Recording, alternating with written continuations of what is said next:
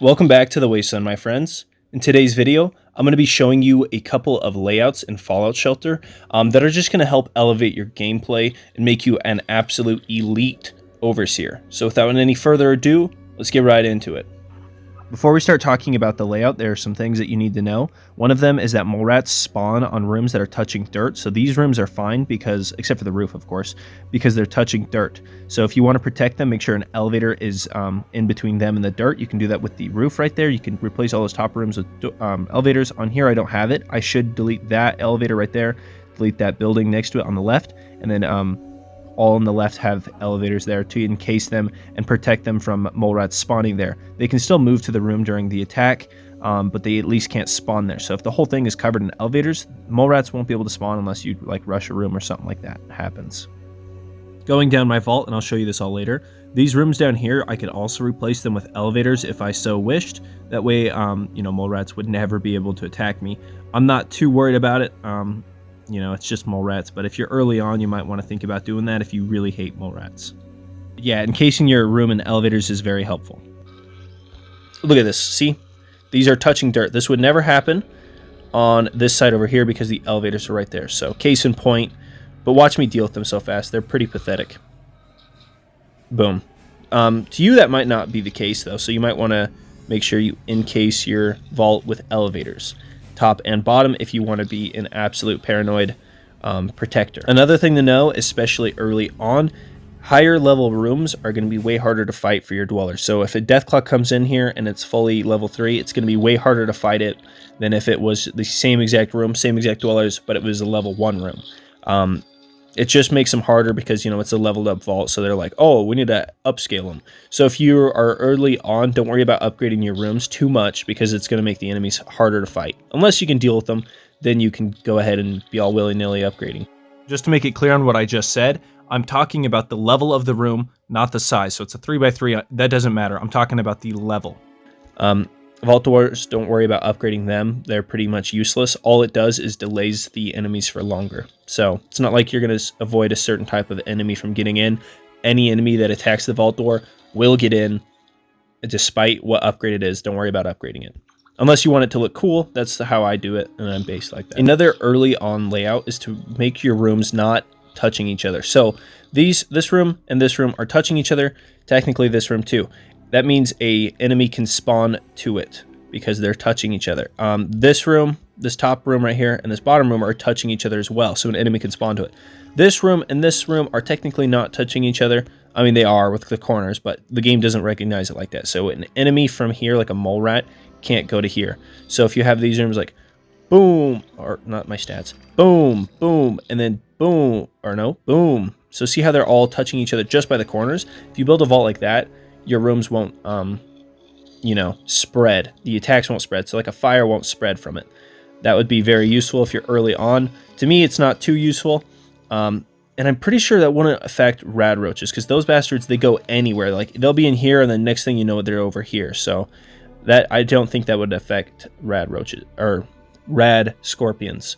So you can test that out if you'd like to. I'm like 99% sure it wouldn't work. Alrighty, now let's talk about my layout. My layout is pretty dope, and that's just because I made it.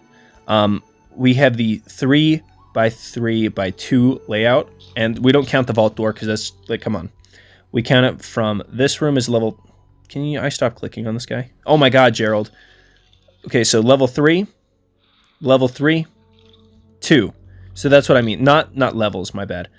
Sizes. So this is a size 2 room, 2x2. 3x3, 3x3. So 3x3, 3x3, 2x2. That's how my whole vault works, except for the very bottom, which I noticed in filming this video, and it kind of pisses me off. But what you can do is, if you were going to have this vault and you're working on building it, I would change one thing. I would put the elevators on the left. That way they can't get attacked by mole rats. Not that big of a deal. Oh my God. Not that big. Damn. It's not a big deal. But what it does is it protects you from mole rats, which is very helpful because mole rats are ops, and no one really likes the ops. And it'll protect you a lot from that. That way, if you have a mole rat attack, it's just going to come from the top or bottom, unless you want to protect those two, like a complete psychopath who wants to make sure everything's safe. That's up to you. But going down here, we can see that the reason I have these reactors right here, I don't have any of these in a specific place. So the reactors, they're all right here, right? Just because they're the same room type. That's the only thing I would recommend, is keeping the same room types together. Other than that, you can place them wherever you want. I like to keep rooms that are collecting, though, next to each other. So what I mean by that is resource gathering rooms like these two. The storage room does not count. I just put it there because I had space there. That's the only reason. And we got power rooms, water rooms. We got the medical rooms. I keep them next to each other. That way, if I need rads or stim packs and Radaway, they kind of go hand in hand. So just having them right there to collect each other at the same time, it's pretty useful. Down here, I got these. If you're wondering why I have water purification plants and hydroponics instead of all Nuka-Cola plants, it's because my dwellers live on a healthy diet and they don't want to have diabetes. So that's why. Down here, we have a bunch of production rooms because I like to have a sweatshop. That way my dwellers are always working and I can actually get money and become a nice dictator. So that's why I have that. And then we have the warehouses all lining the sides. Down here we have the training rooms. Stupid ghouls. We have the training rooms, and I'm not going to delete those just because I like to have them. I probably could delete them like very soon, as soon as my dwellers are fully leveled up. There's some of them that aren't, you know. But I like to have them because of how they look. That's kind of how my whole vault works. I like it because of how it looks. Like this theme plant, I don't need to have here. I just like it because of how it looks. Especially because it's got the only bobblehead in the game. Where's it at? See him right there. Look, come on. Right there. You can see him. I'll put him like that with the light. Boom, right there. And that's just pretty dope. But yeah, that's why I have it like that. And then another thing I'd like to mention is I have rooms that are unstaffed, like these ones, at the very bottom, just because attacks usually come from the top with, like, you know, ghouls and raiders and all that, and it's easier to deal with them if their rooms are staffed and not empty. I do, though, keep people down here, only like one. So I keep one in here, just because if there's like a fire or something, I can put them there. That way I can buy time for my other dwellers to come from the top levels and help them out. But yeah, that's my layout. Nothing too special, all very practical. 3x3x2. I hope you guys like it. The main reason I have it set up like this is because of the looks, honestly. There's not like a practical reason to have all these cafeterias or saloons and all that. You only need one. I mean, I only have one saloon, but after a certain point you can delete it if you want to add storage. That's just boring to me. I like to have that permanently. I like to have the cafeteria because of how it looks. It reminds me of when I first started out, and it's Minutemen and Minutemen are based. So yeah, that's why I have my setup like that. Pretty useful. There's no certain point to have certain rooms unupgraded just because you're that scared of a fight. Unless you're lower level, of course, then you would want to make sure that these top levels are lower level. That way your ops can be dealt with swift and precisely.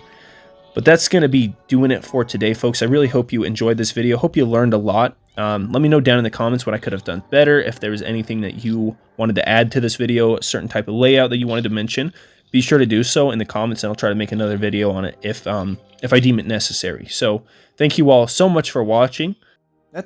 Before I go, I know I said saloon. Okay, I know I said saloon. I meant salon. Okay, leave me alone. And may the wasteland treat you with peace and prosperity.